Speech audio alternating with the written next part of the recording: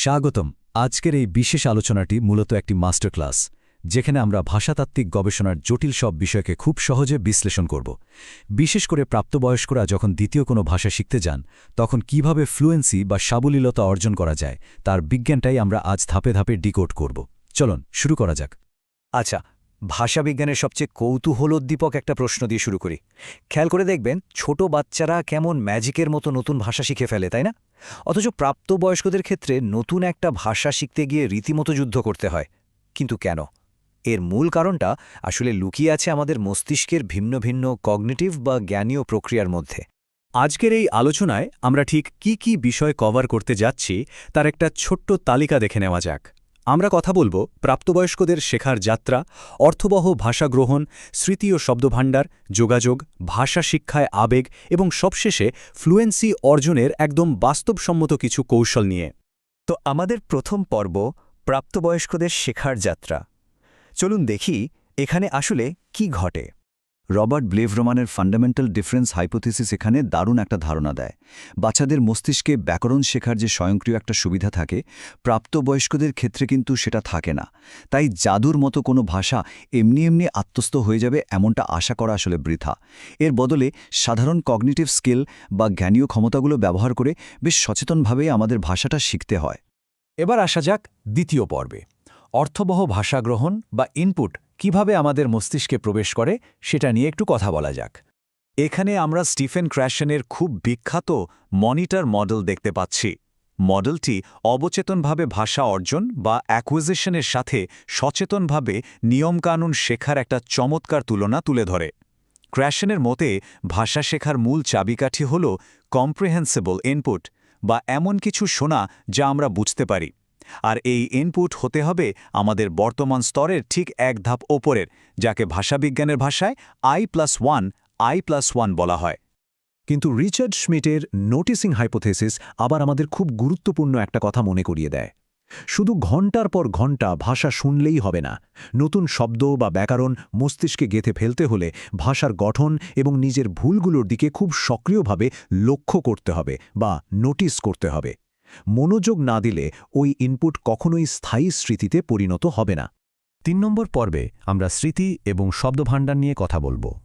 মস্তিষ্ক কিভাবে এই লক্ষ্য করা তথ্যগুলো দীর্ঘ সময়ের জন্য ধরে রাখে, সেটাই এখন আমাদের আলোচ্য বিষয়। কানেকশনিজম বা সংযোগবাদ নামের এই ধারণাটি কিন্তু রীতিমতো চোখ খুলে দেওয়ার মতো। এটি বলছে মস্তিষ্কে ভাষা শেখার জন্য আলাদা কোনো জাদুর বাক্স নেই। পুরো ব্যাপারটাই আসলে একটা পরিসংখ্যানগত প্রক্রিয়ার মতো। একই শব্দ বা প্যাটার্ন যখন আমরা বারবার শুনি, মস্তিষ্ক তখন নিজেই নিয়মগুলো ধরতে পারে। অর্থাৎ ভোক্যাবুলারি বা শব্দভাণ্ডার মনে রাখার সবচেয়ে বিজ্ঞানসম্মত উপায় হল উচ্চ কম্পাঙ্কের পুনরাবৃত্তি বা বারবার একই জিনিসের সম্মুখীন হওয়া। আর এখানেই চলে আসে মাইকেল টি উলম্যানের ডিক্লারেটিভ এবং প্রসিডিউরাল মডেল। শুরুর দিকে আমরা মুখস্থবিদ্যা বা ডিক্লারেটিভ মেমোরির ওপর নির্ভর করি, কিন্তু বারবার প্র্যাকটিস করতে থাকলে সেটা প্রসিডিউরাল মেমোরি বা প্রক্রিয়াগত স্মৃতিতে চলে যায়। এটা অনেকটা সাইকেল চালানো শেখার মতো ব্যাপার। প্রথমে সব নিয়ম মাথায় রাখতে হয়, কিন্তু এক সময় সেটা পুরোপুরি স্বয়ংক্রিয় অভ্যাসে পরিণত হয়। পর্ব 4-এ আমরা জানব যোগাযোগ, আউটপুট এবং ফ্লুয়েন্সি নিয়ে। মেমরি মডেল তো বুঝলাম, কিন্তু বাস্তব অনুশীলন ছাড়া কি সাবলীলতা আসবে? মাইকেল লংয়ের ইন্টারঅ্যাকশন হাইপোথিসিস আমাদের পরিষ্কার করে দেখায় যে শুধু চুপচাপ শুনে গেলে চলবে না, বরং আলাপচারিতায় অংশ নেওয়াটা একদম অপরিহার্য। যখন আমরা কথা বলার সময় কোনো কিছুর অর্থ বুঝতে প্রশ্ন করি, কোনো কথা পুনরাবৃত্তি করি বা নিজের মতো করে গুছিয়ে বলি, তখন ইনপুট আরও বেশি স্পষ্ট হয়ে ওঠে। মানে সামাজিক যোগাযোগটা সরাসরি আমাদের কগনিটিভ বা জ্ঞানীয় প্রক্রিয়ার সাথে যুক্ত হয়ে যায়। মেরিল সোয়াইনের আউটপুট হাইপোথিসিসটাও দারুণ। এই তত্ত্ব প্রমাণ করে যে কথা বলাটা শুধু শেখার ফলাফলই নয়, বরং এটা শেখার অন্যতম প্রধান একটা ইঞ্জিন। যখন আমরা কথা বলি, তখন মস্তিষ্ক রীতিমতো বাধ্য হয় তার শেখা গ্রামারগুলো টেস্ট করতে। আর ঠিক তখনই আমরা বুঝতে পারি কোন জিনিসটা এখনও আমাদের শেখা বাকি। পঞ্চম পর্বটি একটু ভিন্ন ধরনের। এখানে আমরা দেখব ভাষা শিক্ষায় আবেগের ভূমিকা এবং কিভাবে মানসিক বাধাগুলো আমাদের পিছিয়ে দেয়। ক্র্যাশনের অ্যাফেক্টিভ ফিল্টার ধারণাটি আমাদের শেখায় যে অতিরিক্ত দুশ্চিন্তা, মোটিভেশনের অভাব বা আত্মবিশ্বাসের ঘাটতি থাকলে তা আক্ষরিক অর্থেই মস্তিষ্কে নতুন তথ্য ঢোকার রাস্তা ব্লক করে দেয়। এগুলো একটা বিশাল মানসিক দেয়াল তৈরি করে। কাজে সফলভাবে কোনো ভাষা শিখতে হলে ভয়ভীতিহীন এবং বেশ সাপোর্টিভ একটা পরিবেশ থাকাটা একেবারেই মাস্ট। তো আমরা চলে এসেছি আমাদের শেষ এবং সবচেয়ে গুরুত্বপূর্ণ পর্বে।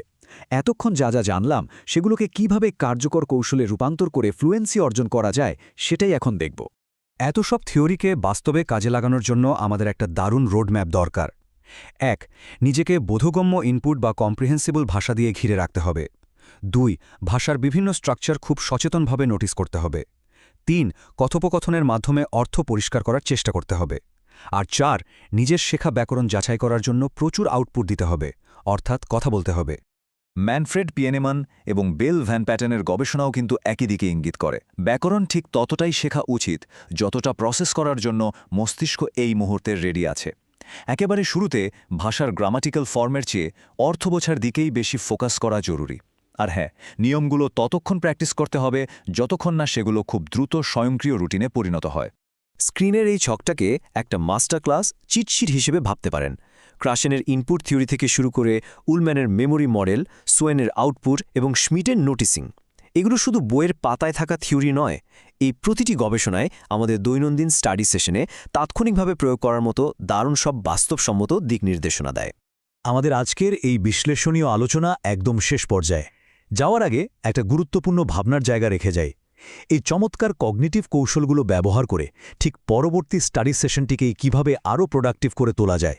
বিজ্ঞানভিত্তিক এই উপায়গুলো কাজে লাগিয়ে ফ্লুয়েন্সি অর্জনের এই যাত্রা আজ থেকে আরও একটু সহজ আর মজবুত হোক।